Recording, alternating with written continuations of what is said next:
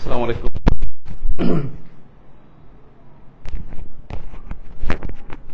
47 পেজের আজকে অফিসিয়ালি প্রথম ক্লাস সিলেবাস অনুসারে আমাদের প্রথম লেকচারটা হলো গ্লোবাল হিস্ট্রি, যেটাকে বাংলায় বলে বৈশ্বিক ইতিহাস। তবে এই বৈশ্বিক ইতিহাস এই অধ্যায়টা যদিও হওয়ার কথা ছিল যে গ্লোবাল হিস্ট্রি বলতে বোঝায় বৈশ্বিক ইতিহাস, মানে এটা সিন্স 1919 হওয়ার কথা, এটা হওয়ার কথা। কিন্তু বেসিক্যালি পরীক্ষায় যে প্রশ্নগুলো আসে সে প্রশ্নগুলো কিন্তু অনেক আগের প্রশ্ন। মানে যে প্রশ্নগুলো আসে সেগুলো দেখা যায় যে 47 দেখা যায় মানে ইসের অর্থাৎ আধুনিক ইতিহাসের ধারে কাছেও এটা থাকে না, অনেক পুরনো প্রশ্ন পরীক্ষায় থাকে।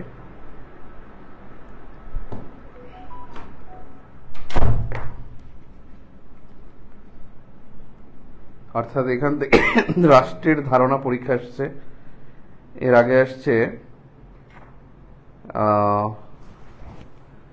আগে আসছে আপনার সামন্তবাদ থেকে প্রশ্ন আসছে। এর আগে অনেক আগের প্রশ্ন আসে যে রাষ্ট্রের ধারণা কবে থেকে। তারপরে হলো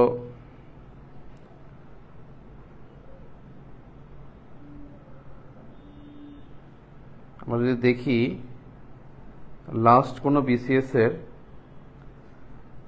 প্রশ্ন কি আসছে সেটা একটু দেখে নেই।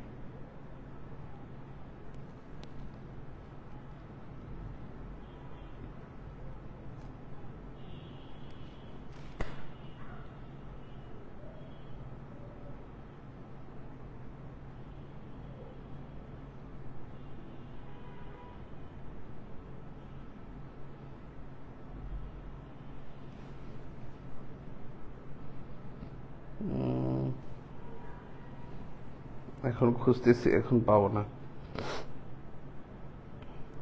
প্রশ্ন আসছে গ্রিক সভ্যতা থেকে, প্রশ্ন আসছে 45তমতে। অর্থাৎ অনেক পুরনো প্রশ্ন কিন্তু আসে। মায়া সভ্যতা থেকে প্রশ্ন আসছে, ইনকা সভ্যতা থেকে প্রশ্ন আসছে। তো সেক্ষেত্রে আমাদের এখানে ওটা দেখে যা মনে হলো, যা যা পড়া উচিত, সভ্যতা পড়তে হবে, বিপ্লব পড়তে হবে, তারপরে হলো পিস অফ ওয়েস্টফালিয়া,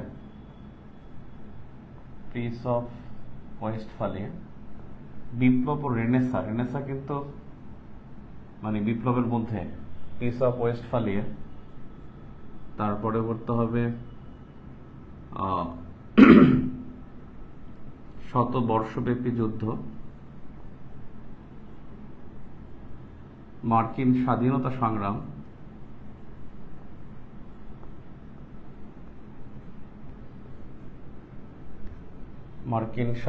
সংগ্রাম, আফিম যুদ্ধ, ক্রিমিয়া যুদ্ধ, প্রথম বিশ্বযুদ্ধ অথবা যেটাকে আমরা বলতে পারি মহাযুদ্ধ, দ্বিতীয় বিশ্বযুদ্ধ বা বৈশ্বিক যুদ্ধ,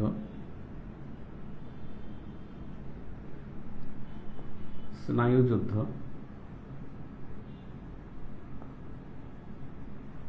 আধুনিক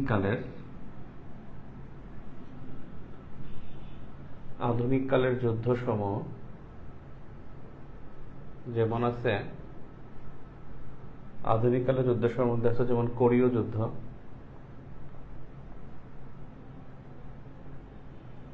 ভিয়েতনাম যুদ্ধ,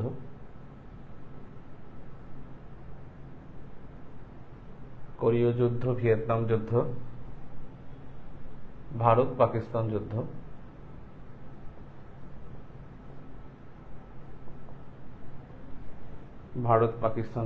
মুক্তিযুদ্ধ,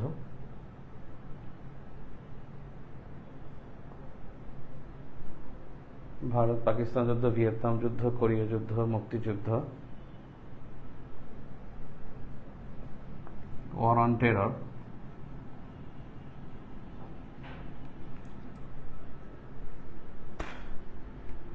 ওয়ার অ্যান্ড টেরর প্রভৃতি অন্যান্য যুদ্ধসমূহ সিলেবাসের অন্তর্ভুক্ত পড়তে গেলে এই বিষয়গুলো পড়তে হবে। সভ্যতা থেকে প্রশ্ন আসছে বেশ কয়েকবার, আসছে এখান থেকে বলা যায় 4 থেকে 5 বার আসছে, 4 থেকে 5 বার এখান থেকে প্রশ্ন আসছে। বিপ্লব থেকে রুশ বিপ্লব পরীক্ষা আসছে একবার, ফরাসি বিপ্লব থেকে সামন্তবাদ আসছে, এই দুইটা বিপ্লব আসছে। আরব বসন্ত তো কয়েকবার আসছে, আরব বসন্ত 35তমতেও আসছে, 45তমতেও আসছে। পিস অফ ওয়েস্টফালিয়া 39তম, এখান থেকে প্রশ্ন হয়েছে। শতবর্ষব্যাপী যুদ্ধ থেকে আসে নাই, মার্কিন স্বাধীনতা সংগ্রাম থেকে না, এখন পর্যন্ত আসে নাই। আফিম যুদ্ধ পরীক্ষা আসছে একবার, আফিম যুদ্ধ। ক্রিমিয়া যুদ্ধ থেকে 2 বার আসছে। প্রথম বিশ্বযুদ্ধ থেকে 2 বার আসছে, 35 এবং 36তমতে, 35, 36 বিসিএসে। দ্বিতীয় বিশ্বযুদ্ধ থেকে এখন পর্যন্ত আসে নাই, কিন্তু এটা ইম্পর্টেন্ট, কিন্তু এখন পর্যন্ত প্রশ্ন আসে নাই। সেনা যুদ্ধ থেকে 35তমতে 3টা আসছিল প্রশ্ন, 35তম থেকে 3টা আসছে। সেনা যুদ্ধ থেকে যদি আমরা ধরে নেই তাহলে এখান থেকে 5 থেকে 6টা প্রশ্ন আসছে। আধুনিককালের যুদ্ধসমূহ, কোরিয়া যুদ্ধ থেকে 38তম বিসিএস, এখান থেকে প্রশ্ন আসছে। ভিয়েতনাম যুদ্ধ থেকে প্রশ্ন আসে নাই, ভারত পাকিস্তান থেকে 44তম বা 43তম বিসিএস এ প্রশ্ন আসছে। মুক্তিযুদ্ধ থেকে 41তম বিসিএস এ আসছে, যে পরপর 3 বার ভেটো, এই কোশ্চেনটা কিন্তু ইন্টারন্যাশনাল অ্যাফেয়ার্স আসছিল। ওয়ার অ্যান্ড টেরর মানে যেটা 9/11, এই 9/11 কনসেপ্ট থেকে এখান থেকে প্রশ্ন এখন পর্যন্ত না আসলেও বিষয়টা খুব গুরুত্বপূর্ণ। এইগুলো বিষয়। তো আমাদের সবচাইতে ইন্টারন্যাশনাল অ্যাফেয়ার্সের যদি বলেন, ইন্টারন্যাশনাল অ্যাফেয়ার্সের 50% হলো গ্লোবাল হিস্ট্রি, অ্যান্ড প্রথম অধ্যায়। ইন্টারন্যাশনাল অ্যাফেয়ার্সের পুরো 50% বলতে পারেন, যে 50%-এর বেশি, আমরা বলতে পারি এটা মানে মিনিমাম 70%, এবং এখান থেকে প্রশ্ন বেশি আসে। প্রথম অধ্যায় কিন্তু গ্লোবাল হিস্ট্রি, আন্তর্জাতিক ও আঞ্চলিক ব্যবস্থা এবং ভূ রাজনীতি, প্রথম অধ্যায়টা অনেক বড়, এবং প্রথম অধ্যায় থেকে প্রশ্ন বেশি আসে। এখান থেকে আসেও বেশি, এখান থেকে পড়াও বেশি, হিউজ পড়া এখান থেকে। তো সো এইখানে এই অধ্যায়টা বেশ গুরুত্বপূর্ণ, এর মধ্যে বৈশ্বিক ইতিহাসটা বেশি গুরুত্বপূর্ণ।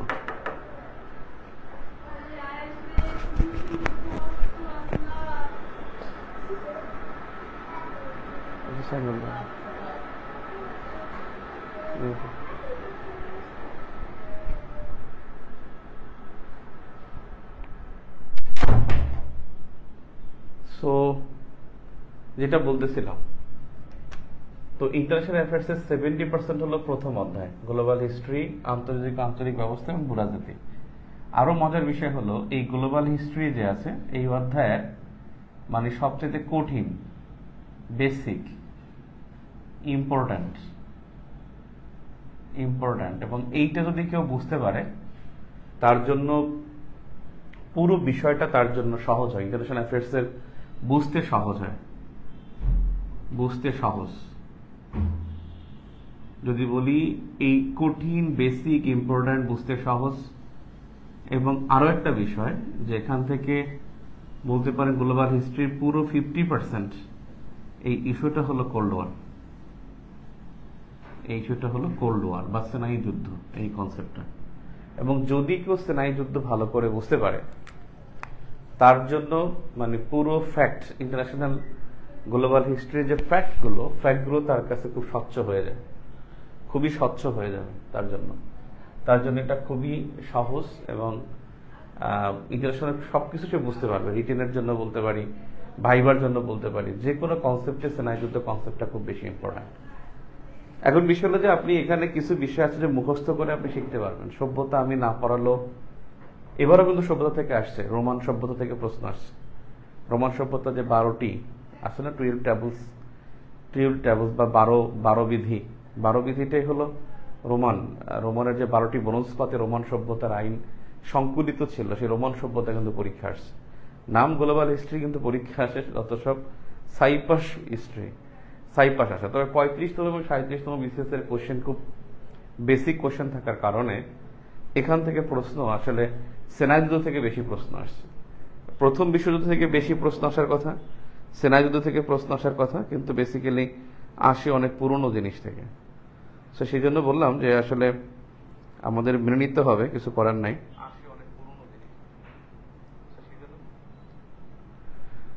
আমি এখন আপনাকে যেটা দেখাতে পারবো সেটা হলো,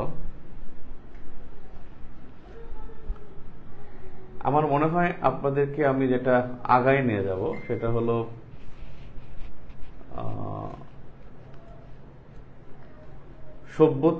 সভ্যতার যে ক্লাসটা, এটা সবার শুরুর ক্লাস।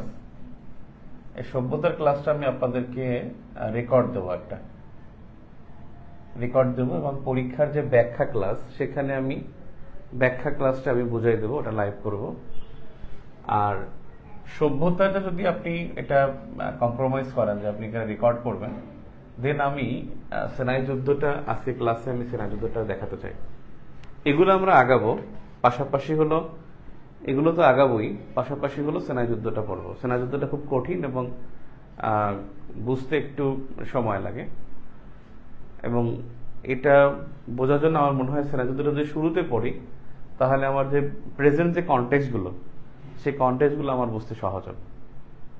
সভ্যতার উপরে আমার লেকচার আছে, আমি সেটা রেকর্ড দিতে চাচ্ছিলাম। অ্যাট দ্য সেম টাইম আমরা আগানোর জন্য এটা হলো, আমি সেনাই যুদ্ধটা আগাতে চাই। আর আগামী যে স্যাটারডেতে পরীক্ষা হবে, এক্সাম অন স্যাটারডে ইনশাল্লাহ, নেক্সট স্যাটারডেতে 9:30 PM যে এক্সাম হবে, এই এক্সামে আমরা সভ্যতা সিলেবাসে থাকবে, সভ্যতা ও বিপ্লব, এই দুটি চ্যাপ্টার থাকবে আমাদের পরবর্তী পরীক্ষার টপিক। পরবর্তী পরীক্ষার টপিক থাকবে বিপ্লব এবং সভ্যতা।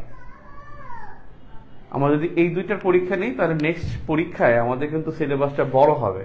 বড় হয়ে গেলে তখন কিন্তু আমাদের সেনাই যুদ্ধটা পড়তে একটু সময় লাগবে, জন্য আমি আজকে সেনাই যুদ্ধটা পড়ে রাখি।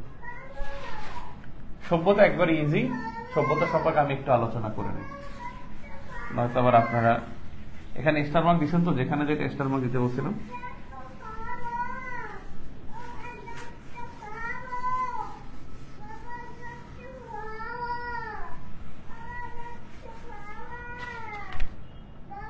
সভ্যতা বা সিভিলাইজেশন, কেমনটা লাগে, এত বিরক্ত করে।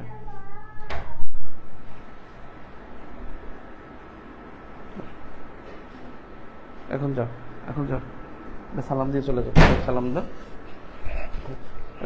হ্যাঁ সালাম দাও। আচ্ছা এখন চলে যাও, ওই যে আম্মু ডাকে।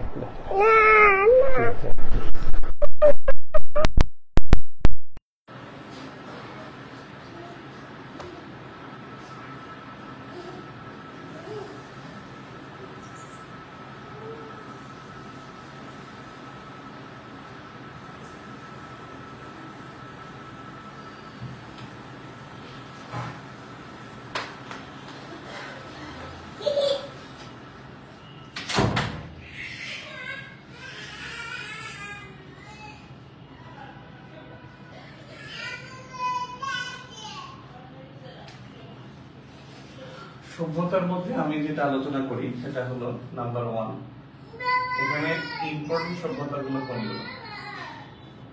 এগুলো হলো মায়া, ইনকা, গ্রিক, অ্যাজটেক,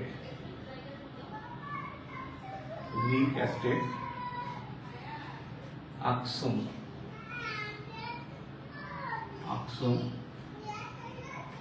রোমান, চীনা। দেন হলো আপনার এর পরের যে চ্যাপ্টার, সেটা হলো মেসোপটেমিয়, মানে পরের গুরুত্বপূর্ণ। মেসোপটেমিয় হলো 4টা সভ্যতা। মেসোপটেমিয় সভ্যতাটা হলো প্রথম সভ্যতা, প্রাচীনতম সভ্যতা, বড় সভ্যতা, এবং এই মেসোপটেমিয় সভ্যতাটা হলো মধ্যপ্রাচ্য, বিশেষ করে ইরাক, সিরিয়া, তুরস্ক, লেবানন, এখানে অবস্থান হলো মেসোপটেমিয় সভ্যতা। আর এর অন্তর্গত সভ্যতা হলো 4টা, যেমন 1 নম্বরে হলো সুমেরীয় সভ্যতা,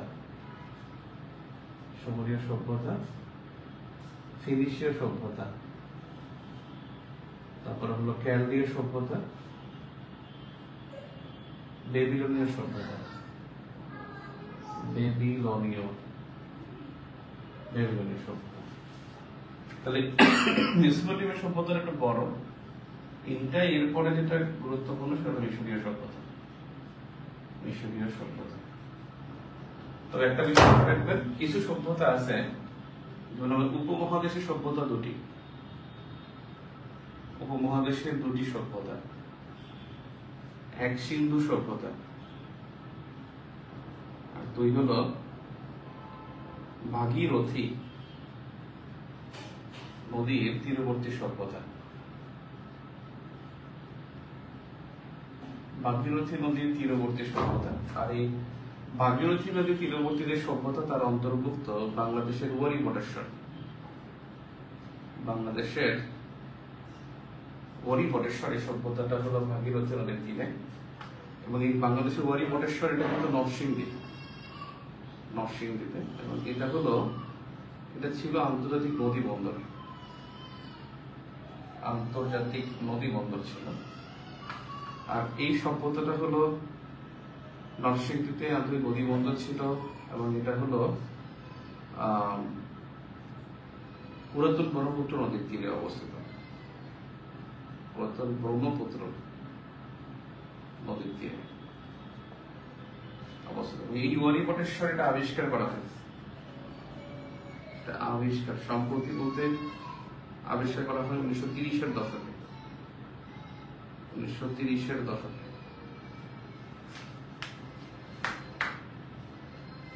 আপনাদের কমেন্ট গুলো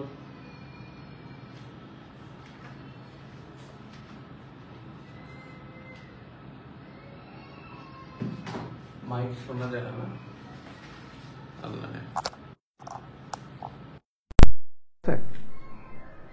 মাইক কি ঠিক আছে? 1 মিনিট প্লিজ।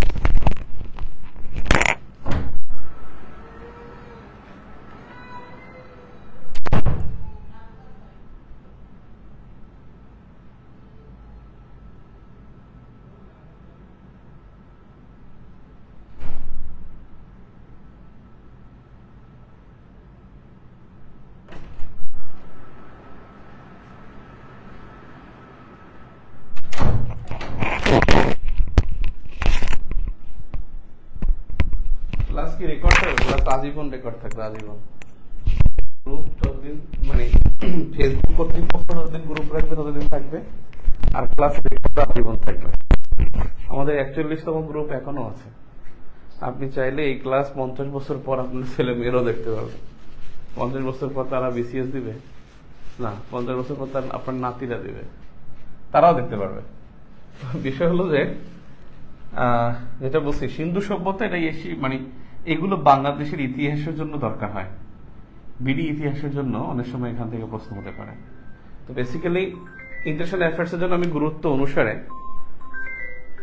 অনুসারে আমি সাজিয়ে দিয়েছি। সব গুরুত্ব অনুসারে আপনারা এখান থেকে এগুলো একটু ফোকাস করবেন, আর আমি তো ক্লাস দেখাবই, আমি ক্লাস ঠিক আছে। আমি আপনাদের জন্য যেটা সবচেয়ে কঠিন, আমি এখন থেকে কঠিনটা একটু টাফ দিতে চাচ্ছি, আর সভ্যতার ক্লাস আমি গ্রুপে শেয়ার করে দেব, কোনো সমস্যা নাই। সভ্যতার ক্লাস আপনারা গ্রুপে সুন্দর করে আমি রেকর্ড দেবো, একটা রেকর্ডটা দেখে ফেলবেন, কারণ এটা কোনো চেঞ্জ নাই। চেঞ্জ যতটুকু আছে সেটা আকসুম সভ্যতার মধ্যে, আর সর্বশেষ সভ্যতা যেটা আকসুম সভ্যতা, এবং এই আকসুম সভ্যতা হলো আফ্রিকার ইথিওপিয়ায় এটা একটি বন্দর ছিল। এটা আবিষ্কার করা হয় 2019 সালে, 2019। তবে এর উৎস বা এটা প্রতিষ্ঠা করা হয়েছিল 3500 বছর আগে, 3500 বছর আগের সভ্যতা বা নগর। এর একটা নগর ছিল এবং বন্দর ছিল, ঠিক আছে। এছাড়া কিছু লাগবে না। এবার লোহিত সাগরের তীরে আকসুম সভ্যতা লোহিত সাগরের তীরে গড়ে ওঠে।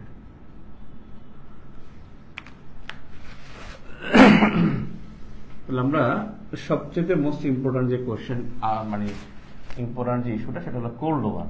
এই বিষয়টা যাই, কোল্ড ওয়ার।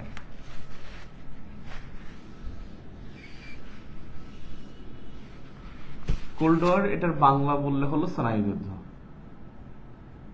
স্নায়ু যুদ্ধ অথবা শীতল যুদ্ধ। শীতল যুদ্ধ, সম্পর্ক শীতল থাকা মানে খারাপ থাকা, সম্পর্ক উষ্ণ থাকা মানে ভালো থাকা। এটা হলো যুদ্ধাবস্থা বিরাজমান থাকে, বিরাজমান থাকে কিন্তু যুদ্ধ হয় না,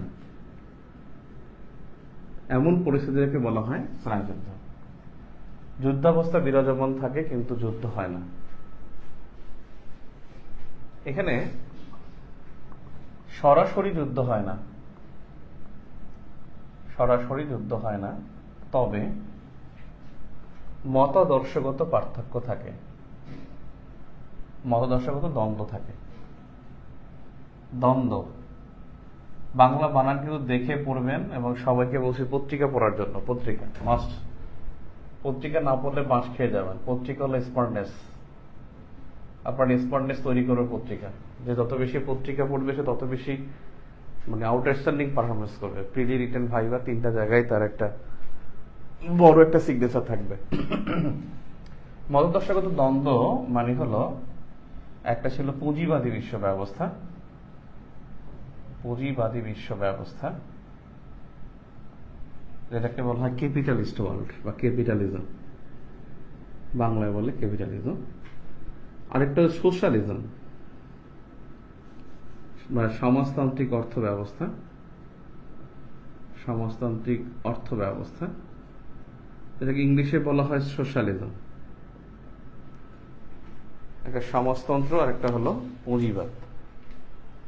পুঁজিবাদকে বলা হয় ক্যাপিটালিজম, আর সমাজতন্ত্রকে বলা হয়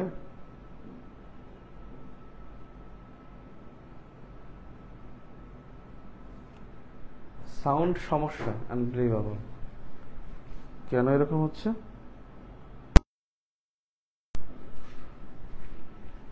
সাউন্ড সমস্যা হবে কেন?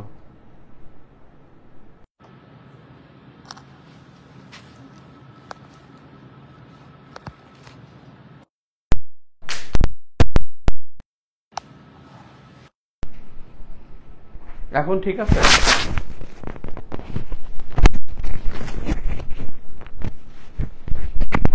Sound please.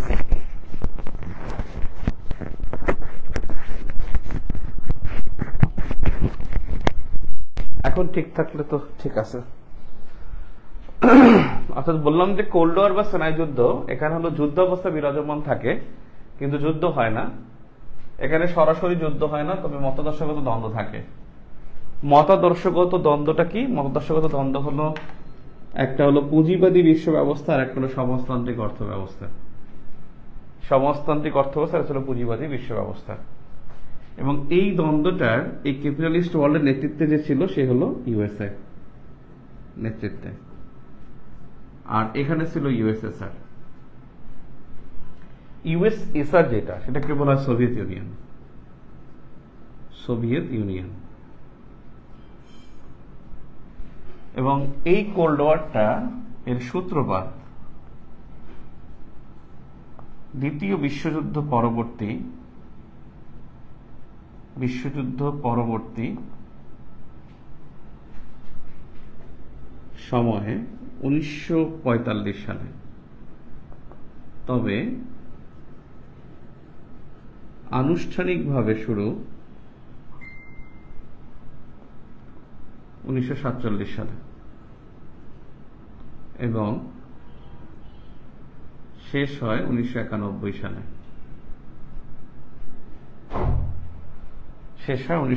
সালে। দ্যাট মিনস কোল্ড ওয়ারটাকে আপনি বলতে পারেন 1945 থেকে 1991 এবং 1947 থেকে 1989, এইটাকে বলবেন আনুষ্ঠানিক। যেহেতু আনুষ্ঠানিকভাবে শুরু হয় এবং শেষ হয়, যেহেতু এখানে 1989 লিখলে সুন্দর হয়, 1989। মানে ব্যাপারটা হলো যদি বলা হয় সময়কাল 1945 থেকে 1991, যদি বলা হয় আনুষ্ঠানিক সূত্রপাত এবং সমাপ্তি 1947 থেকে 1989, 1947 থেকে 1989 যদি আনুষ্ঠানিক কথা বলে। সাউন্ড কি এখনো সমস্যা? প্লিজ, সাউন্ড এখনো সমস্যা নাকি? কমিউনিজমের বাংলা হলো সাম্যবাদ। একজন জিজ্ঞেস করছেন কমিউনিজম কি? কমিউনিজম হলো সাম্যবাদ, আর সোশ্যালিজম এটা হলো সমাজতন্ত্র। সাম্যবাদ হলো সমাজতন্ত্রের উপরের স্তর, সমাজতন্ত্রের উপরের স্তর হলো সাম্যবাদ। সাম্যবাদে হলো যেখানে কোনো শ্রেণী বৈষম্য থাকবে না, আর সমাজতন্ত্র সম্পর্ক বিষয়টা হলো যে রাষ্ট্রীয় সম্পত্তিকে বোঝায়। যাকে আমি এখানে আসবো, একটা জিনিস সূত্রপাতে আসি। দ্বিতীয় বিশ্বযুদ্ধ পরবর্তী সময় 1945 সালে সূত্রপাত হয়, তবে আনুষ্ঠানিকভাবে শুরু হয় 1947 সালে এবং শেষ হয় 1989 সালে। এই 47 থেকে 89 এটা আমি বলছি আনুষ্ঠানিক সব কথাটা থাকবে। আর এমনিতে সময়কাল যদি বলে তাহলে হবে 1945 থেকে 1991। সময়কাল বললে 1945 থেকে 1991 হবে, আর আনুষ্ঠানিক শব্দটা বলার কারণে 47 থেকে 1989 হবে। 1947 নিচে লিখে একটা শব্দ Truman doctrine. Truman doctrine, Truman doctrine 47 লিখি আমরা TRUMAN, ট্রুম্যান ডক্ট্রিন। আনুষ্ঠানিক সূত্রপাতের ক্ষেত্রে যেটা ছিল তার নাম ছিল ট্রুম্যান ডক্ট্রিন, DOCTRINE, ডক্ট্রিন।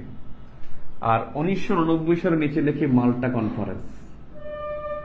মাল্টা কনফারেন্স, মাল্টা কনফারেন্স 1990 নিচে লিখবো মাল্টা কনফারেন্স। আর 1947 নিচে লিখবো ট্রুম্যান ডক্ট্রিন। 47 নিচে লিখবো ট্রুম্যান ডক্ট্রিন, আর 89 নিচে লিখবো মাল্টা কনফারেন্স। তাহলে কোল্ড ওয়ার বা স্নায়ুযুদ্ধ বা শীতল যুদ্ধ হলো যুদ্ধ অবস্থা বিরাজমান থাকবে, কিন্তু সরাসরি যুদ্ধ হবে না। সরাসরি যুদ্ধ হয় না এখানে, তবে মতদর্শগত দ্বন্দ্ব থাকে। আর মতদর্শগত দ্বন্দ্বটা ছিল 1945 থেকে 91 সাল পর্যন্ত। দ্বিতীয় বিশ্বযুদ্ধ পরবর্তী সময় একটা ছিল ইউএসএ, একটা ছিল সোভিয়েত ইউনিয়ন বা ইউএসএসআর। ইউএসএসআর মানে সোভিয়েত ইউনিয়ন, এটা হলো Union of Soviet Socialist Republics. Union of Soviet Socialist Republics, Union of Soviet Socialist Republics. Okay, এখন আমরা আসি আসল কথায়। আসল কথা হলো যে হোয়াট ইজ ক্যাপিটালিজম এবং হোয়াট ইজ সোশ্যালিজম, দুইটার মধ্যে আসলে পার্থক্যটা কি। পুঁজিবাদী অর্থ ব্যবস্থা দুটি জিনিসকে তারা সমর্থন করে, দুটি জিনিসকে সমর্থন করে। এক হলো ডেমোক্রেসি, অর্থাৎ ক্যাপিটালিস্ট ওয়ার্ল্ড সবসময় ডেমোক্রেসি বা গণতন্ত্রের কথা বলে। আর একটা হলো ফ্রি ট্রেড বা মুক্ত বাণিজ্যের কথা বলে, ফ্রি ট্রেড বা মুক্ত বাণিজ্যের কথা বলে। তাহলে ফ্রি ট্রেড এন্ড ডেমোক্রেসি এই দুটাকে এক্সারসাইজ করে হলো পুঁজিবাদী অর্থ ব্যবস্থা। এই দুটাকে এক্সারসাইজ করে পুঁজিবাদী অর্থ ব্যবস্থা। সমাজতান্ত্রিক অর্থ ব্যবস্থা যেটা, এই সমাজতান্ত্রিক অর্থ ব্যবস্থার মূল কথা কি? এটার মূল কথা হলো যে প্রতিটি জনগণ রাষ্ট্রের জন্য কাজ করে। প্রতিটি জনগণ রাষ্ট্রের জন্য কাজ করে। এখানে ব্যক্তি মালিকানার কোনো সম্পত্তি থাকে না, রাষ্ট্রীয় সম্পত্তির মালিকানা থাকে।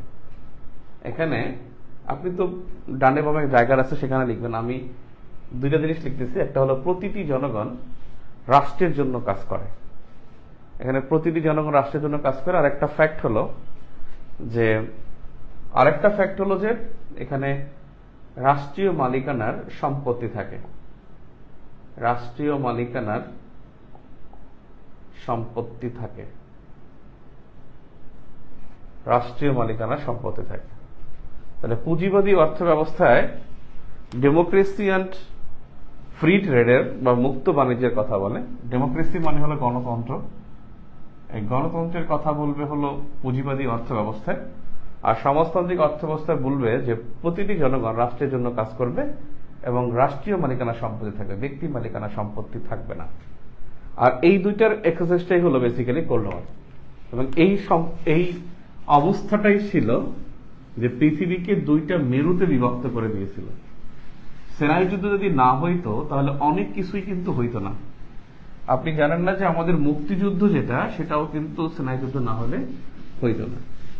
সেনাই যুদ্ধ হলো যেখানে ইউএসএ হা বলে সেখানে যুক্তরাষ্ট্র, মানে সোভিয়েত ইউনিয়ন সেখানে না বলে, সোভিয়েত ইউনিয়ন যেখানে হা বলে সেখানে ইউএসএ না বলে। এবং এই ঝামেলার কারণে যেটা হয়েছে যে সেনাই যুদ্ধটার কারণে পৃথিবীতে কয়েকটা দেশ বিভক্ত হয়ে গেছিল। একটা হলো আপনার কোরিয়া বিভক্ত হয়েছে 1945 সালে, এরপরে এখন পর্যন্ত কোরিয়া যুক্ত হয়নি। ভিয়েতনাম এরা 1954 সালে বিভক্ত হয়ে যায়, উত্তর ভিয়েতনাম দক্ষিণ ভিয়েতনাম, যদিও 76 সালে আবার যুক্ত হয়। 1945 সালে জার্মানি বিভক্ত হয়ে যায়, পূর্ব জার্মানি এবং পশ্চিম জার্মানি। পূর্ব জার্মানি যেমন রাশিয়ার অধীনে সমাজতন্ত্র থাকে, আর পশ্চিম জার্মানিতে ইউএসএর অধীনে পুঁজিবাদী অর্থ ব্যবস্থা থাকে। কোরিয়াও তাই, উত্তর কোরিয়া ছিল সোভিয়েত ইউনিয়নের সমাজতন্ত্র, এখনো আছে। দক্ষিণ কোরিয়া ইউএসএর পুঁজিবাদী অর্থ ব্যবস্থা বিদ্যমান। এরপরে ইয়েমেন বিভক্ত হয়ে গেছিল, একটা পূর্ব ইয়েমেন একটা পশ্চিম ইয়েমেন। এখানে পূর্ব ইয়েমেনে সমাজতন্ত্র ছিল, আর পশ্চিম ইয়েমেনে পশ্চিম শব্দটা সবসময় মনে রাখবেন পুঁজিবাদী অর্থ ব্যবস্থার সাথে জড়িত। আমরা বলি না পশ্চিমা বিশ্ব চায় না, মানে পশ্চিম জার্মানি তো পুঁজিবাদী অর্থ ব্যবস্থা ছিল, পশ্চিম ইয়েমেনও পুঁজিবাদী অর্থ ব্যবস্থা ছিল। আর পশ্চিমে ইউরোপ এবং আমেরিকা এবং ইউরোপ এরাও চায়, এরাও পুঁজিবাদী অর্থ ব্যবস্থা, এরাই সাম্রাজ্যবাদী চেতনাকে বিশ্বাস করে। এরপরে দেখেন সেনা যুদ্ধ যদি না হইতো তাহলে কিন্তু ভিয়েতনাম যুদ্ধ হইতো না, আমাদের মুক্তিযুদ্ধ কিন্তু হইতো না। আমাদের মুক্তিযুদ্ধের পক্ষ ছিল কিন্তু ইউএসএ, পক্ষে ছিল সোভিয়েত ইউনিয়ন এবং ইন্ডিয়া, আর বিপক্ষে ছিল কে? ইউএসএ এবং China. At the same time Pakistan তো বিপক্ষে থাকবেই, কারণ তাদের সাথে যুদ্ধ করেছে। তো আমাদের মুক্তিযুদ্ধটা কিন্তু তাদের মানে ওই কারণে ছিল। বঙ্গবন্ধু যে বাকশাল দিয়েছিল, এই বাকশালও কিন্তু কোল্ড ওয়ারের প্রেক্ষাপটে ছিল।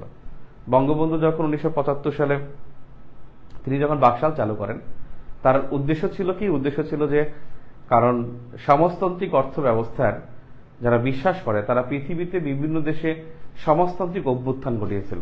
যেমন কিউবায় করেছিল, লিবিয়ায় করেছিল গাদ্দাফি, কিউবায় করেছিল ফিদেল ক্যাস্ট্রো, চীনে করেছিল মাও সেতুং, তারপরে গামাল আব্দেল নাসের করেছিল মিশরে। যদিও তারটা সমাজতান্ত্রিক ইসলামী সমাজতন্ত্রের নাম দিয়েছিল, আসলে ওটা সমাজতন্ত্রই ছিল। তো বেসিক্যালি হলো কি যে বাংলাদেশটাকে বিভক্ত করার একটা পায়তারা ছিল। কারণ সমাজতান্ত্রিক যারা নেতৃবৃন্দ ছিল তারা ছিল বঙ্গবন্ধুর মানে যেই গণতান্ত্রিক অর্থ ব্যবস্থা বা পুঁজিবাদী অর্থ ব্যবস্থার বিপক্ষে ছিল। এবং এই কারণে দেখবেন সমাজতান্ত্রিক নেতৃবৃন্দ 71 সালের বা 71 সালের পরবর্তী সময়ে তারা কিন্তু বিভিন্ন জায়গায় থানা লুট করে অস্ত্র নিত এবং ব্যাংক ডাকাতি করত। ব্যাংক ডাকাতি করে তারা অর্থ নিত। এই অর্থ এবং অস্ত্র নিয়ে তারা বিপ্লব করত। এবং সমাজতান্ত্রিক নেতৃবৃন্দ, তারা বাংলাদেশের সমাজতান্ত্রিক নেতৃবৃন্দ কিন্তু খুবই শক্তিশালী। অধ্যাপক মুজাফর আহমেদ ভাসানী, যাকে দেখেন আপনারা টুপি পরা, অনেকে মনে করে সমাজতান্ত্রিক দল মানে নাস্তিক্যবাদ বা বামপন্থী রাজনীতি মানে নাস্তিক্যবাদ। অথচ এই বাংলাদেশের বামপন্থী রাজনীতির সূত্রপাতই বলতে গেলে মাওলানা আব্দুল হামিদ খান ভাসানী 1957 সালে ন্যাশনাল আর্মি পার্টি বা ন্যাপ প্রতিষ্ঠা করে। গল্পটা শুনেন, তারপরে লিখবেন।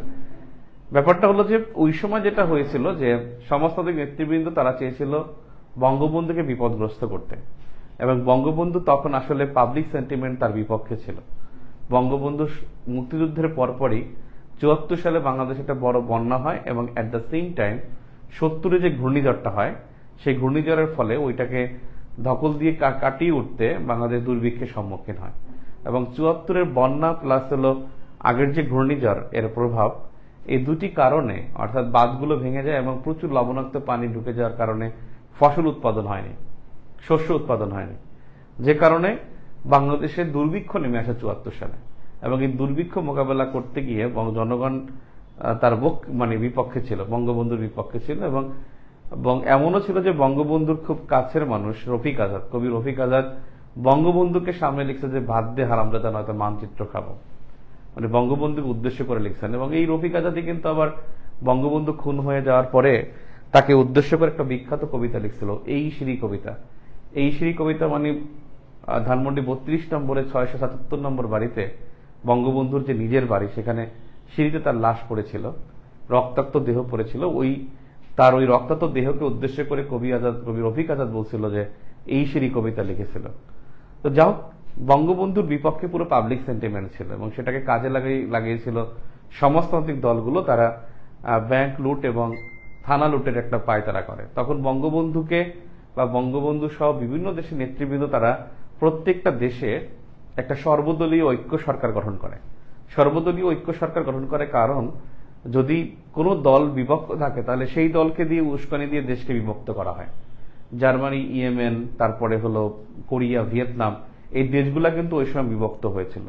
তার মানে গামাল আব্দেল নাসের, এই যে গাদ্দাফি, ইয়াসির আরাফাত, তারপরে হলো আপনার ফিদেল ক্যাস্ট্রো, তারপর জওহরলাল নেহেরু ইন্ডিয়ার, তারপর কাউমি নক্রুমা ঘানার, তারপর নাম শুনছেন আপনার ডক্টর আহমেদ সুকর্ণ ইন্দোনেশিয়ার, নাম শুনছেন আপনারা হলো জুমো কেনিয়াটা, যুগোস্লাভিয়ার প্রেসিডেন্ট ছিলেন মার্শাল টিটো।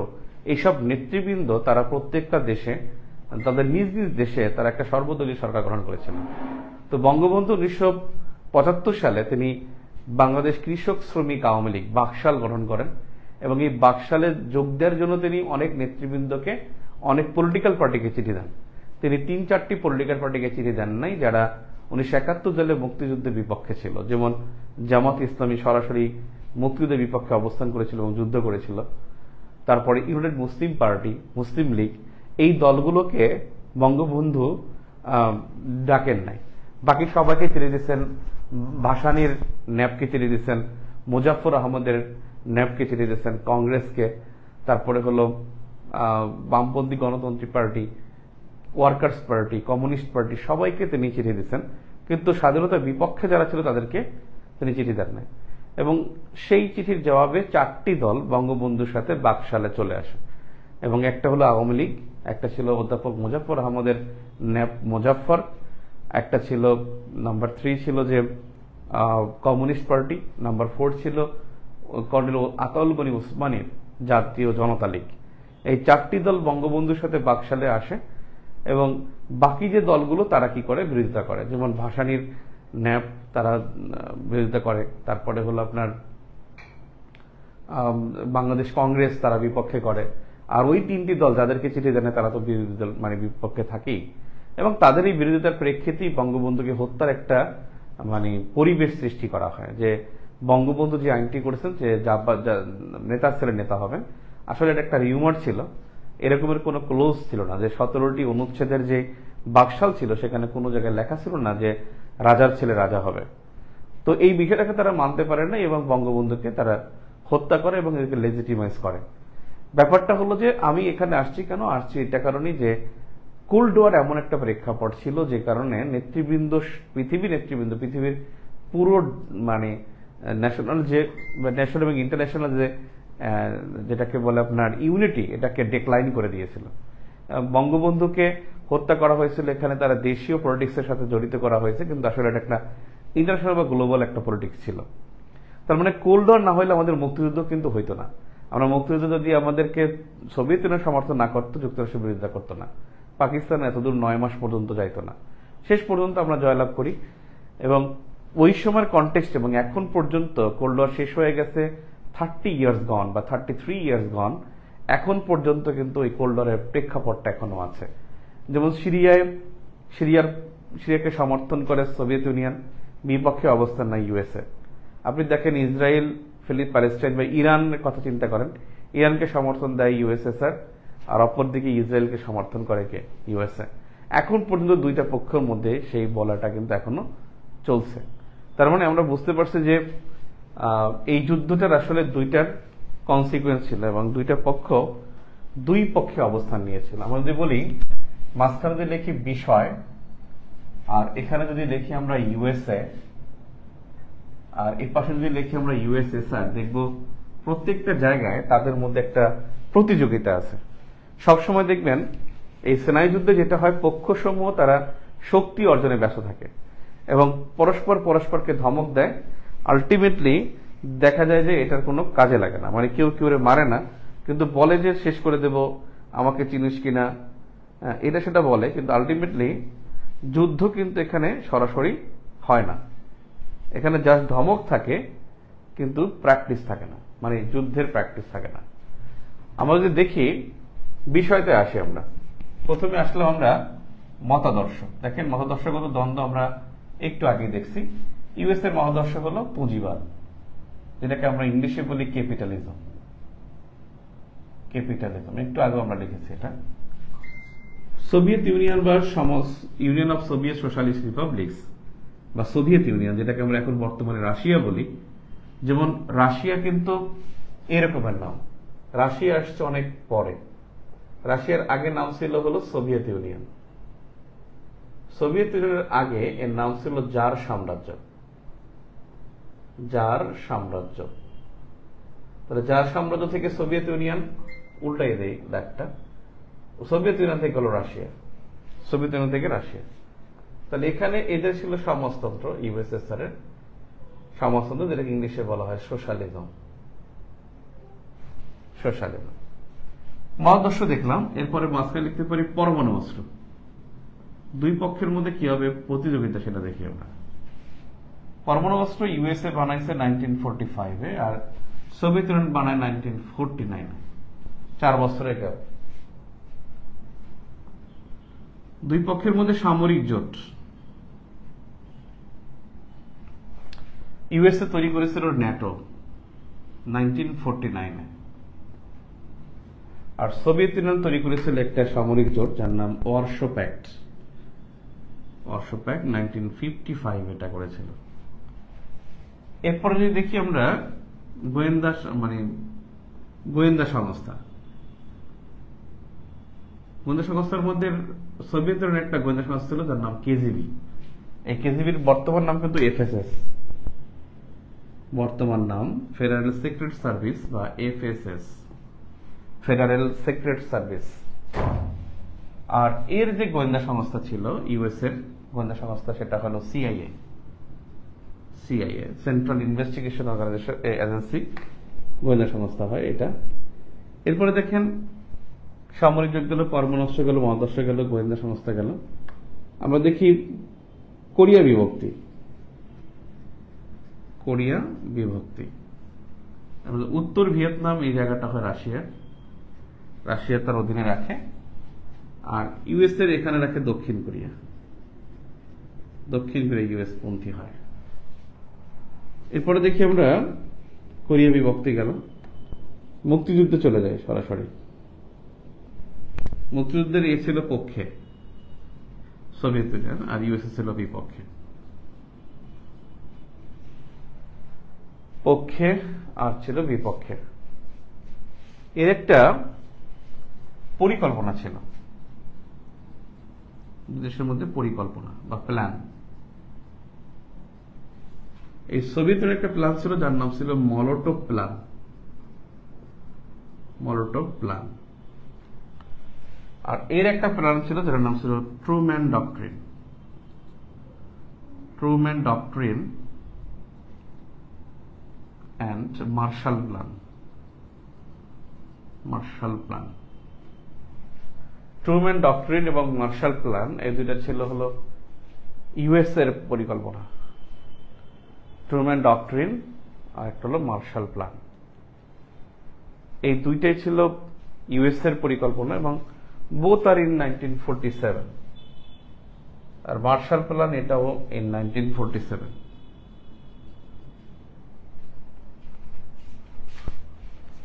তার মানে দুই পক্ষের মধ্যে যে একটা প্রতিযোগিতা আছে সেটা কিন্তু এখানে লক্ষণীয়, খুবই লক্ষণীয় যে, এবং প্রতিযোগিতাও আছে। বেসিক্যালি দেখেন, আমি যদি ক্লাসে ঢুকে যদি একটা অস্ত্র নিয়ে যাই, মানে সেনা যুদ্ধটা এমন একটা জিনিস যে দুজনের মধ্যে শক্তি যদি এক থাকে তারা কখনো মারামারি করবে না। এটাকে বলা হয় ম্যাট। ইন্টারন্যাশনাল অ্যাফেয়ার্স এর রিটেনে আমরা এটা পড়াই কনসেপ্টটা। রিটেনে একটা কনসেপ্ট আছে mat concept.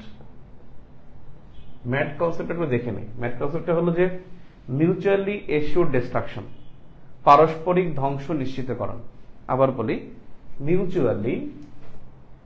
Mutually assured assure destruction. Mutually assure destruction মানে পারস্পরিক ধ্বংস নিশ্চিতকরণ। পারস্পরিক ধ্বংস নিশ্চিতকরণ, মিউচুয়ালি এশিওর ডিস্ট্রাকশন, পারস্পরিক ধ্বংস নিশ্চিতকরণ। কনসেপ্টটা কি? কনসেপ্টটা হলো যে যখন দেখেন আমার কাছে যদি একটা অস্ত্র থাকে, আমি যদি ক্লাসে নিয়ে যাই যে কেউ হাসলে গুলি করব, তাহলে কেউ হাসবে? কেউ হাসবে না। তখন সবাই তাকায় থাকবে, গুলি করবে ভাই, আর আসবে না। পরের দিন ক্লাসে যদি আমি ক্লাসে যাই এবং পিস্তল নিয়ে যাই, আর আপনারাও যদি ক্লাসে আসার সময় যদি পিস্তল নিয়ে আসেন, এখন আমি বলছে হাসছে, আমি পিস্তল দিয়ে মারতে গেছি, এখন দেখলাম সবাই আমার দিকে পিস্তল তাক করে আছে। এখন আমি যদি একজনকে মারি তাহলে আমাকে মারবে না? এই জন্য যখন শক্তিশালী দুই পক্ষ যুদ্ধ করে তখন বলা হয় যে ম্যাড হয়ে গেছে। কারণ তারা দুইজনই জানে যে আমি যদি ওকে গুলি করি ও আমাকে নিশ্চিত গুলি করবে। এই জন্য প্রথমজন আর একজনকে গুলি করে না, গুলি করলেই সে ম্যাড হয়ে যাবে, মানে মিউচুয়ালি এশিওর ডিস্ট্রাকশন হয়ে যাবে, মানে পারস্পরিক ধ্বংস হয়ে যাবে। দেখেন এত কিছু হলো, ইউক্রেন যুদ্ধে রাশিয়া ইউক্রেনে আক্রমণ করলো, ইউক্রেনকে যুক্তরাষ্ট্র অস্ত্র দিচ্ছে, অর্থ দিয়ে সহায়তা করছে, কিন্তু ইউএসএ কেন সোভিয়েত ইউনিয়নকে আক্রমণ করে না? কারণ ইউএসএ ভালো করেই জানে যদি আমি সোভিয়েত ইউনিয়নকে একটা থাপ্পড় দিই আমার দুইটা থাপ্পড় খাওয়ার আশঙ্কা আছে। একটা থাপ্পড় দিয়ে দুইটা থাপ্পড় খাওয়ার কোনো দরকার আছে? এটা থাপ্পড় না দেয় তো ভালো।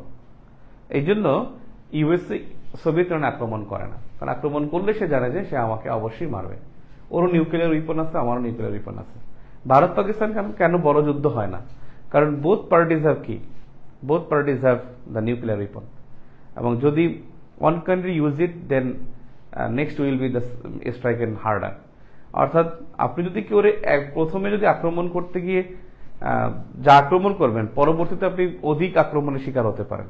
এই জন্যই তো কেউ কেউ আক্রমণ করবে না, শক্তিশালী পক্ষ কখনো আক্রমণ করে না। এই জন্যই তো কোল্ড ওয়ার বলা হয়েছে, যে দুই পক্ষের মধ্যেই শক্তি আছে কিন্তু কেউ কেউ সাথে ইউজ করবে না, সবাই ভালো করে জানে। যেন আপনি দেখেন এদের মধ্যে একটা আফগান যুদ্ধ হয়েছিল। এই আফগান যুদ্ধ যখন হয়, আফগান যুদ্ধ, এই যুদ্ধটা হয়েছিল, আফগান যুদ্ধ যেটা হয়েছিল 2001 থেকে 2021, 20 বছর ছিল। এবং এখানে কিন্তু আফগানিস্তানের বিপক্ষে ছিল হলো কে, আফগানিস্তানের পক্ষে ছিল কিন্তু সোভিয়েত ইউনিয়ন, আবার অ্যাট দ্য সেম টাইম আফগানিস্তানের বিপক্ষে ছিল ইউএসএ। তো এটা দেখার দরকার নাই। এটার আফগান যুদ্ধ আবার 79 থেকে 89 সালে একটা যুদ্ধ হয়েছিল, এটাকে ওরাকে বুঝে নেবে। তো আমি যেটা বলতেছিলাম যে এই জন্য দুই পার্টির মধ্যে কি হয় না, কখনো সংঘর্ষ হয় না, কারণ দুই পার্টির কি আছে, শক্তি আছে। আর এই যুদ্ধটা হলে তাকে বলা হয় মিউচুয়ালি এশিওরড ডিস্ট্রাকশন বা ম্যাট। রিটেন পরীক্ষায় প্রশ্ন আসে। এখন এখানে জাস্ট হলো অ্যাকশন রিয়াকশন হবে। যদি এক পক্ষ কোনো অ্যাকশনে যায় তাহলে আদার পার্টি রিয়াকশন করবে। এই অ্যাকশন রিয়াকশনের খেলাটাই হলো এই কোল্ড ওয়ারের খেলা। একজন অ্যাকশনে যাবে, পরের জন কি করবে, সে আরেকটা অ্যাকশনে যাবে, প্রতিক্রিয়া দেখাবে। আমরা একটা জিনিস দেখি,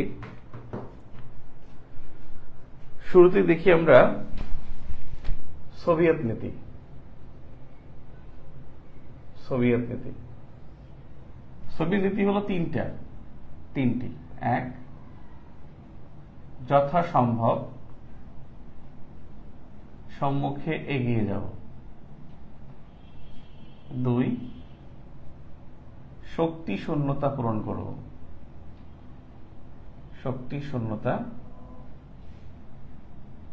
করব। যথাসম্ভব সম্মুখে এগিয়ে যাব। দুই হলো শক্তি শূন্যতা পূরণ করব।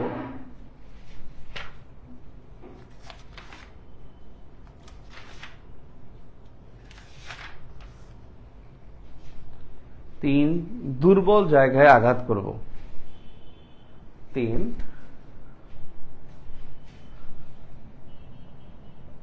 দুর্বল জায়গায়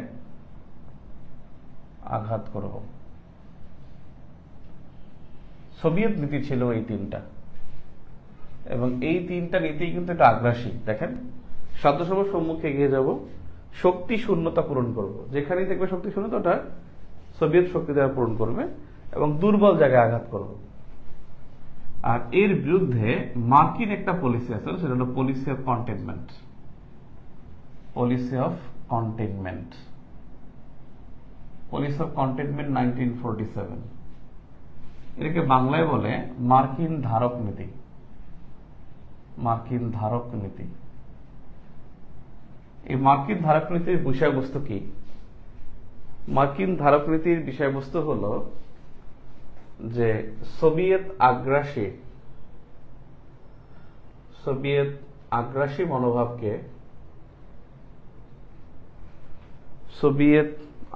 মনোভাবকে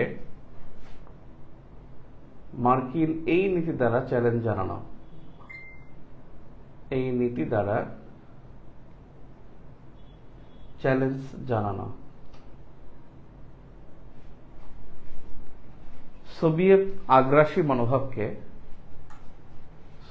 আগ্রাসী মনোভাবকে মার্কিন এই নীতি দ্বারা চ্যালেঞ্জ জানানো। এটি একটি সামরিক নীতি। মার্কিন ধারক নীতি এটা সামরিক নীতি। Policy of containment. পরীক্ষা আসবে পলিসি অফ কন্টেনমেন্টের প্রবক্তাকে। পলিসি অফ কন্টেনমেন্টের প্রবক্তা হলো ইউএসএ, এবং এর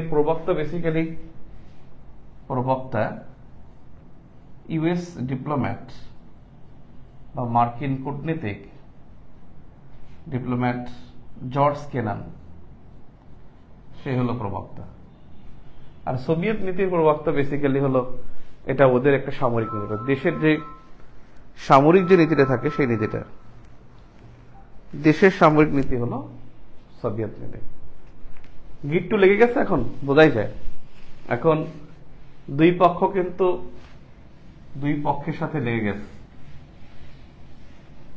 এটা বোঝাই যায় যে সরাসরি বলছে যে মার্কিন সোভিয়েত নীতিকে চ্যালেঞ্জ জানানো।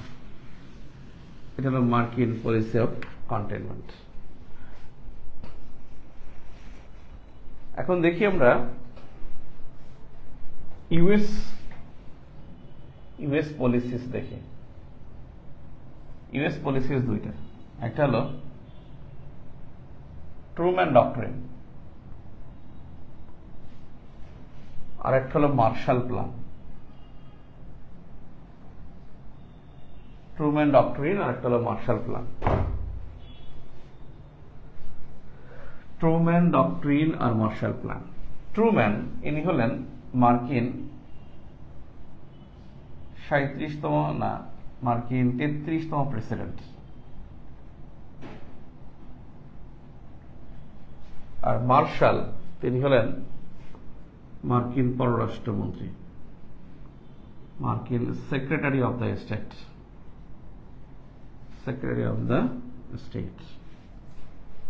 অর্থাৎ মার্কিন সেক্রেটারি অব দ্য স্টেট যাকে বলে সেটা হলো পররাষ্ট্রমন্ত্রী। মার্কিন পররাষ্ট্রমন্ত্রীকে ইংলিশে বলা হয় সেক্রেটারি অব দ্য স্টেট। মার্কিন পররাষ্ট্রমন্ত্রী ইংলিশে বলা হয় সেক্রেটারি অব দ্য স্টেট। আর পররাষ্ট্র মন্ত্রণালয়কে বলা হয় স্টেট ডিপার্টমেন্ট। পররাষ্ট্র মন্ত্রণালয় মার্কিন যে, এটাকে ইংলিশে বলা হয় স্টেট ডিপার্টমেন্ট। State department. এখন ইউএস পলিসিস কি? ট্রুম্যান ডক্ট্রিন, ট্রুম্যান এই পলিসিটা দেয় 12 মার্চ 1947, আর মার্শাল প্ল্যান জর্জ মার্শাল তিনি দেয় 12 জুন 1947। 12 মার্চ 1947 আর একটা হলো 12 জুন 1947। ট্রুম্যান ডক্ট্রিন এখানে কোল্ড ওয়ার শব্দটি ব্যবহার করেন। কোল্ড ওয়ার শব্দটি ব্যবহার করেন। এবং ট্রুম্যান ডক্ট্রিনের মধ্যে যে বিষয়টা আরেকটা ছিল সেটা হলো তিনি তুরস্ক ও গ্রিসকে $40 বিলিয়ন সহায়তার ঘোষণা দেন।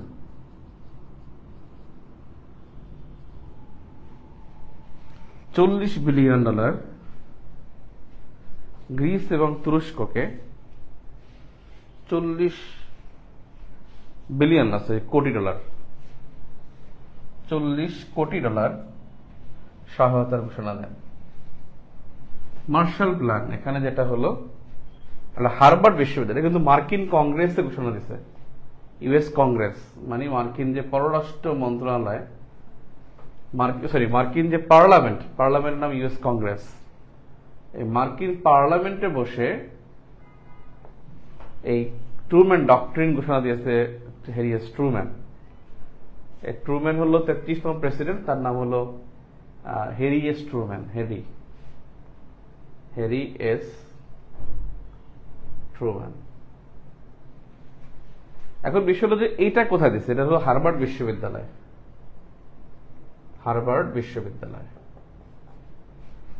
হার্ভার্ড বিশ্ববিদ্যালয়ে এখানে বসে মার্কিন পররাষ্ট্রমন্ত্রী মার্শাল বলছেন যে মার্শাল প্ল্যান ঘোষণা দিচ্ছেন, এবং তিনি কি করেন, ইউরোপের পুঁজিবাদী দেশে ও পুঁজিবাদী দলকে $12 বিলিয়ন সহায়তার ঘোষণা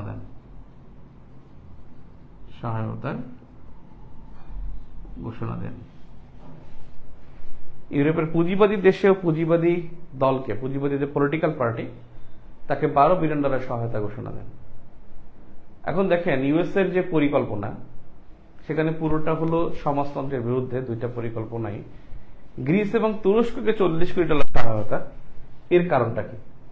খুব মজার কাহিনী। আপনারা যে ম্যাপ পড়ছিলেন, ম্যাপের মধ্যে একটা জিনিস আপনাদের খেয়াল আছে কিনা দেখেন, যে এইটা হলো তুরস্ক। এই রাষ্ট্র যদি তুরস্ক হয়, দেখবেন উপরে কৃষ্ণ সাগর, আর এই দিকটা হলো ইউক্রেন, ক্রিমিয়া উপদ্বীপ, আর এই উপরে হলো অন্যান্য কিছু। আর এদিক থেকে এদিকে সেদিকে চলে গেছে, এটা হলো গ্রিস, এখানে রোমানিয়া, এখানে বুলগেরিয়া। এখন দেখেন এটা হলো ইউক্রেন। ইউক্রেন কিন্তু তখন সোভিয়েত ইউনিয়নের অন্তর্ভুক্ত ছিল। ইউক্রেন নিজে 1991 পর্যন্ত সোভিয়েত ইউনিয়নের অন্তর্ভুক্ত ছিল। এই কৃষ্ণ সাগরের উপরে ইউক্রেন সব পুরোটাই কিন্তু সোভিয়েত ইউনিয়ন, পুরোটা। তাহলে সোভিয়েত ইউনিয়ন যদি উপরে থাকে, আর তাকে যাওয়ার জন্য কৃষ্ণ সাগরে যাওয়ার জন্য কিন্তু তুরস্ক এবং গ্রিসের জলসীমা ব্যবহার করতে হবে, এবং সেই জন্য গ্রিস এবং তুরস্ককে বলছে তোমাকে টাকা দেবো, কিন্তু তুমি সোভিয়েত ইউনিয়নকে কোনো রাস্তা দিবে না, এবং তারা এখান থেকে এদিকে আসতেও পারবে না, বের হতেও পারবে না। সেই জন্য তুরস্ক এবং গ্রিসকে কিন্তু সহায়তা দিয়েছে ইউএসএ, যাতে সোভিয়েত ইউনিয়ন কোণঠাসা থাকে। এদিকে আসি মার্শাল প্ল্যান। এটা হলো যে বেসিক্যালি যে পুঁজিবাদী দেশে পুঁজিবাদী দলকে মানে $12 বিলিয়ন সহায়তার ঘোষণা দেন। এই যে সহায়তার ঘোষণা দেন, এটার কারণে এই মার্শালের জনপ্রিয়তা বেড়ে যায়। মার্শাল প্ল্যান অনেকটা সাকসেসফুল হয়, এবং ইউএস পন্থী যারা, তারা ওখানে মানে যারা পুঁজিবাদী বিশ্বাস করে, তারা কিন্তু ইউএসএ এবং হলো পশ্চিমা ইউরোপে তার কিন্তু পাড়ি জমায়। এখন অ্যাট দ্য সেম টাইম এটা দেখছেন আপনি US reaction, at the same time কিন্তু সোভিয়েত রিয়াকশনও কিন্তু আছে। সোভিয়েত রিয়াকশন এরপরেই কিন্তু সোভিয়েত রিয়াকশন থাকবে।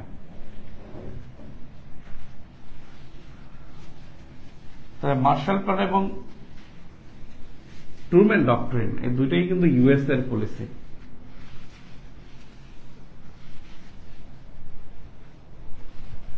এখন দেখেন ইউএসএসআর প্ল্যান বা রিয়াকশন, সোভিয়েত ইউনিয়নের রিয়াকশন দেখি আমরা। নাম্বার 1, এখানেই লিখি আমরা একসাথে, মলোটোভ প্ল্যান, কমিনটার্ন, কমেকন।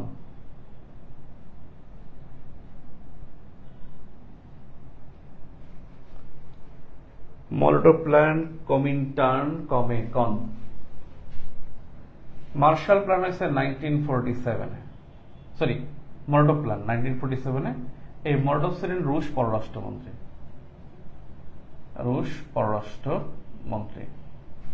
এর বিষয়বস্তু কি? বিষয়বস্তু হলো যে সমাজতান্ত্রিক দলগুলোকে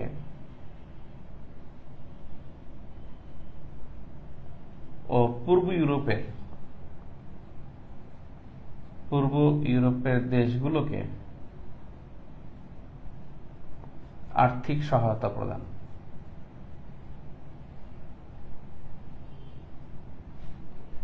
সমাজতান্ত্রিক দলগুলোকে ও পূর্ব ইউরোপের দেশগুলোকে আর্থিক সহায়তা প্রদান। যদি সোভিয়েত ইউনিয়ন দেশে, ইউএসএ দেশে কিন্তু পশ্চিম ইউরোপের দেশগুলোকে, ও কি করছে, পূর্ব ইউরোপের দেশগুলোকে আর্থিক সহায়তা প্রদান করছে, যাতে তারা ইউরোপীয় ইউনিয়ন মানে ইউরোপমুখী বা পশ্চিমামুখী না হয়। কমিনটার্ন, এটা হলো কমিউনিস্ট ইন্টারন্যাশনাল।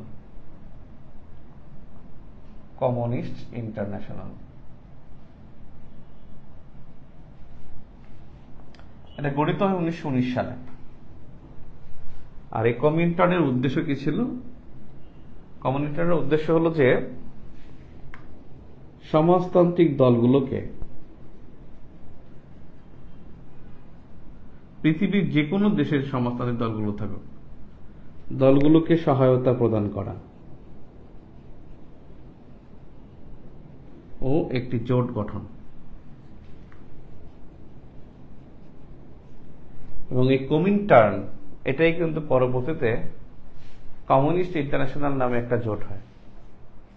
এর কাজ হবে কি, যেখানেই পুঁজিবাদী দেশগুলো ওই দেশে সাহায্য করবে, তখনই সমাজতান্ত্রিক দেশগুলোকে ওখানে হরতাল দিবে, বিভিন্ন ধরনের ঝামেলা করবে, যাতে মানে পুঁজিবাদী দলগুলো সাকসেসফুল না হয়। কমিকন হলো একটা অর্থনৈতিক একটা জোট, যেটা হলো সোভিয়েত ইউনিয়নের নেতৃত্বে হয়, যে council for mutual economic assistance. Sorry, এই কমিনটার্ন, একটা কথা লেখেন, কমিনটার্ন এটা লেখেন 1947 সালে। কমিনটার্ন কমিন ফর্ম হয়ে যায়। কমিনটার্ন 1947 সালে কমিন ফর্ম হয়ে যায়। কমিন ফর্ম কি? Communist information bureau. এই কমিনটার্ন থেকে হয় কমিন ফর্ম। কমিন ফর্ম মানে হলো communist information bureau.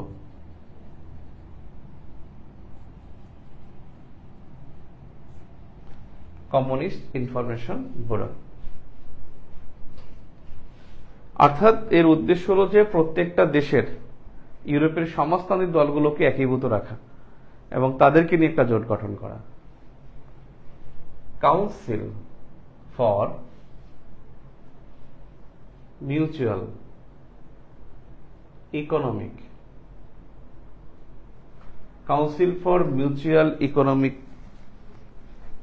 Economic assistance.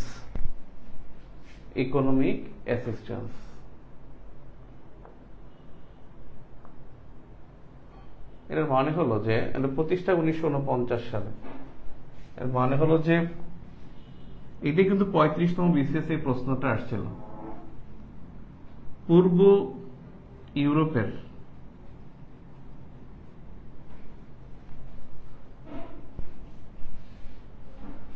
সমাজতান্ত্রিক দেশগুলোর অর্থনৈতিক জোট।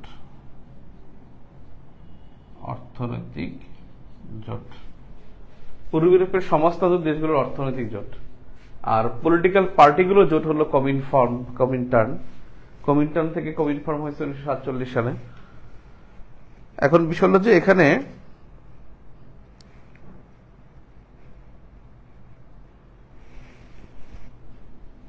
সমাজতান্ত্রিক দেশগুলোর মানে 8টি দেশগুলোর মানে 8টি। এখানে যারা যারা মানে যেসব অন্তর্ভুক্ত, এ দিয়ে আলবেনিয়া, বি দিয়ে বলিভিয়া, না বুলগেরিয়া, আলবেনিয়া, বি দিয়ে হলো বুলগেরিয়া, বুলগেরিয়া, সি হলো Czechoslovakia, Czechoslovakia, A B C, তারপর হলো হাঙ্গেরি, পোল্যান্ড, ই নম্বরে পোল্যান্ড, হাঙ্গেরি, পোল্যান্ড, পূর্ব জার্মানি,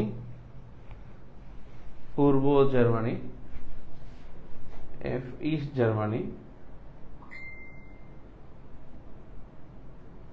জি নাম্বার অর্থাৎ এ বি অর্থাৎ 1 2 3 4 5 6 7, ইউএসএসআর নিজে, 8 মঙ্গোলিয়া,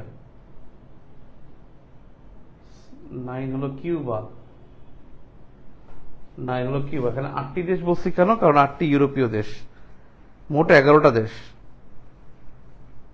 কিউবা আছে, ভিয়েতনাম আছে, মঙ্গোলিয়া আছে, মঙ্গোলিয়া, কিউবা, ভিয়েতনাম। ব্যাপারটা হলো যে 1 2 3, এই তিনটা হলো বেসিক্যালি স্বাধীন না, মানে এরা হলো মানে এশিয়ার বইতে, মানে ইউরোপের না, সরি, এই তিনটা ইউরোপের না, এরা হলো এশিয়ার, মঙ্গোলিয়া, কিউবা, ভিয়েতনাম। আর বাকি 8টা যে, সেটা হলো কে, Albania, Bulgaria, Czechoslovakia, Hungary, Poland, Germany, Soviet Union, আরো একটা আছে সোভিয়েত ইউনিয়ন, ওই তিনটা তো এশিয়ার। রোমানিয়া লিখছি, রোমানিয়া, এটা হলো 9, 8 নম্বর আছে রোমানিয়া। আমি আবার একটু বুঝাই বলি, ব্যাপারটা হচ্ছে যে পশ্চিম ইউরোপের দেশগুলোকে নিয়ে লোভনীয় অফার দিয়ে তাদেরকে কিন্তু ইউএসএ নিয়ে গেছে, ন্যাটোতে নিয়ে গেছে এর আগে 1949 সালে, আর এর আগে হলো সে মার্শাল প্ল্যান এবং ট্রুম্যান ডক্ট্রিন, দুইটার মাধ্যমে মানে পশ্চিম ইউরোপের দেশগুলোকে ইউএস এর বলয় নিয়ে গেছে। এখন পশ্চিম ইউরোপের পরিবর্তে আছে কি পূর্ব ইউরোপ, সে পূর্ব ইউরোপের দলগুলোকে নিয়ে একটা জোট করা হয়েছে, তার নাম কমেকন, এবং এই কমেকনটা 1949 সালে, এবং এটা হলো পূর্ব ইউরোপের সমাজতান্ত্রিক 8টি দেশের জোট এবং এশিয়ার 3টি। 8টি দেশ হলো ইউরোপের, যেমন আলবেনিয়া, বিতে বুলগেরিয়া, সিতে চেকোস্লোভাকিয়া, এরপর হলো আপনার Czechoslovakia, Hungary, Poland, east Germany মানে পূর্ব জার্মানি, তারপরে হলো সোভিয়েত ইউনিয়ন আর একটা রোমানিয়া। এই 8টা হলো ইউরোপের। এশিয়ার 3টা, সেটা হলো মঙ্গোলিয়া, কিউবা, মানে ইউরোপের বাইরে মঙ্গোলিয়া, কিউবা এবং ভিয়েতনাম। এরা আমরা দেখলাম ইউএসএ থাপ্পড় দিয়েছে 2টা। ইউএসএ থাপ্পড় কয়টা? 2টা ছিল না, একটা ছিল ট্রুম্যান ডক্ট্রিন আর একটা ছিল মার্শাল প্ল্যান। আর ইউএসএ কে রাশিয়া থাপ্পড় দিয়েছে কয়টা? কমপক্ষে ইউএসএসআর কমপক্ষে সব 3টা থাপ্পড় দিয়েছে। একটা হলো মরোটোভ প্ল্যান, একটা কমিনটার্ন বা কমিনফর্ম, আর একটা হলো কমেকন। এই 3টা, ঠিক আছে। নেক্সট ক্লাসে আমরা এখান থেকে পড়ব। কিছু না বুঝলে আমাকে জানাবেন। যারা ক্লাস লেকচার নোট করেন তারা গ্রুপে পোস্ট করেন, কোনো ভুল হলে আমি সারিয়ে দেবো ইনশাল্লাহ। আর আগামী ক্লাস পরশুদিন, এর মধ্যে আমি সভ্যতার একটা নোট আপনাদের শেয়ার করবো, মানে ক্লাস লেকচার শেয়ার করব। আর মঙ্গলবার দিন 9:30 আমাদের ক্লাস, কিন্তু রবি, মঙ্গল, বৃহস্পতিবার 9:30, আর পরীক্ষা হলো শনিবার 10:30। শনিবার 10:30 হবে পরীক্ষা, ক্লাস হবে রবি, মঙ্গল, বৃহস্পতিবার। প্রথম দিন, তাই আমরা একটু স্লোলি আগালাম। আশা করি কোল্ড ওয়ার সবার মাথায় ঢুকবে ইনশাল্লাহ।